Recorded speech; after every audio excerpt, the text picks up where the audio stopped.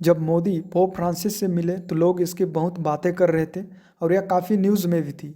यह घटना तब हुई जब मोदी इटली गए हुए थे G20 समिट में भाग लेने, और यह समिट हुआ था 30 और 31 अक्टूबर को। Pope Francis Roman Catholic church के सबसे बड़े धर्मगुरु होते हैं, जो इटली की राजधानी रोम के अंदर एक छोटी सी देश वाटिकन सिटी में रहते हैं। और यह दुनिया की सबसे छोटी देश भी है, जिसमें लगभग 800 मनुष्य प्राणी रहते हैं। यह एक इंडिपेंडेंट देश है और यहाँ के हेड या कहें प्रेसिडेंट पोप होते हैं।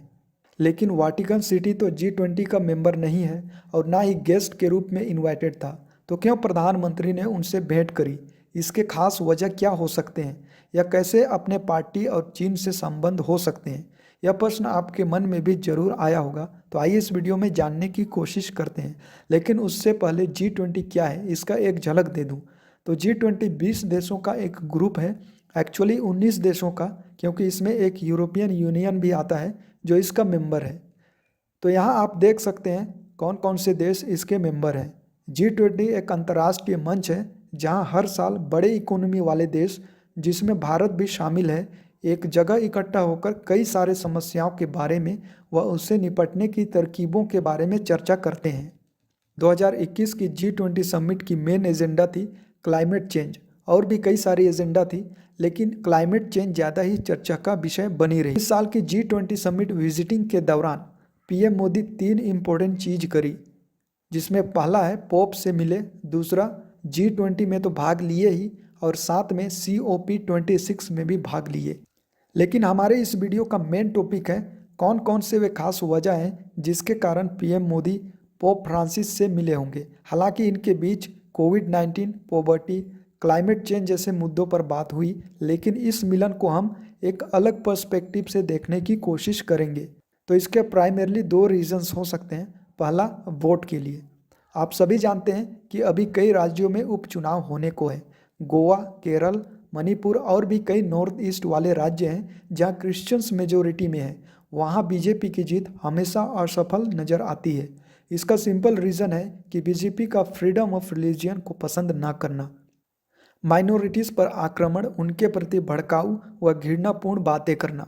2021 के रिलीजियस फ्रीडम इंडेक्स देख सकते हैं, जहां पर पूरा कारण बताकर भारत को CPC में डाल दिया गया है, और यह बात पार्टी भी जानती है। इसलिए मोदी इस मिलन से कहीं ना कहीं अल्पसंख्यक समुदायों में पार्टी के प्रति पॉजिटिव इमेज लाने की कोशिश करी है, ताकि इनकी वोट्स खींची जा सके। दूसरा, इसका सबसे बड़ा कारण हो सकता है चीन को इनडायरेक्टली एक स्ट्रॉन्ग मैसेज सेंड करना। हम सभी भारतीय जानते हैं कि भारत और चीन के बीच कितना तनाव है और कैसी हालात चल रही है। लेकिन आपके मन में ये सवाल जरूर होगा कि मोदी जी और पोप फ्रांसिस दोनों की मुलाकात से चीन को क्या लेना देना।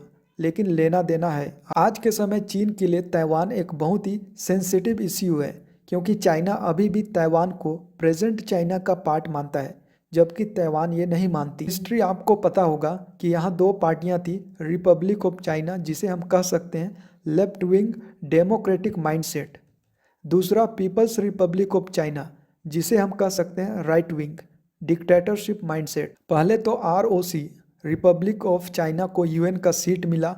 उसके बाद 1971 में PRC people's republic of China को UN में सीट मिली, और फिर रिपब्लिक ऑफ चाइना को UN से अपनी सीट छोड़नी पड़ी।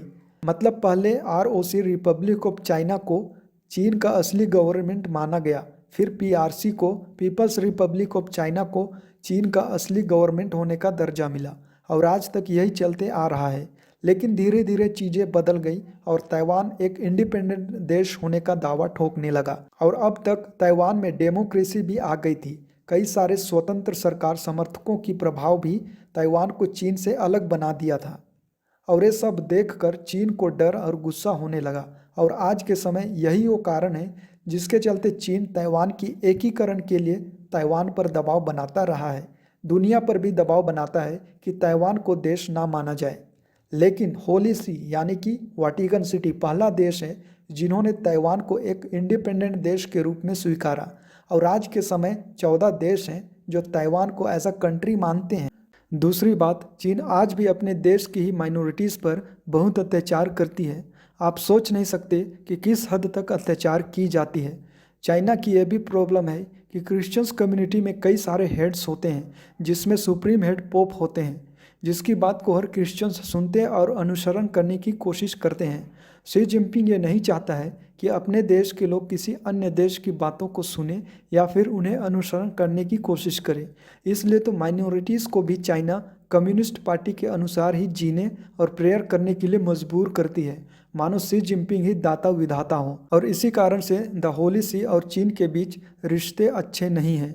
अगर आप अपने दुश्मन के दुश्मनों से मिलोगे तो उसमें आपका ही फायदा है, और ये बात हम सभी जानते हैं। तो यही वो दो कारण हो सकते हैं जिसके चलते मोदी जी पोप फ्रांसिस से मिले। आप लोगों का क्या कहना है कमेंट बॉक्स में ज़रूर लिखें।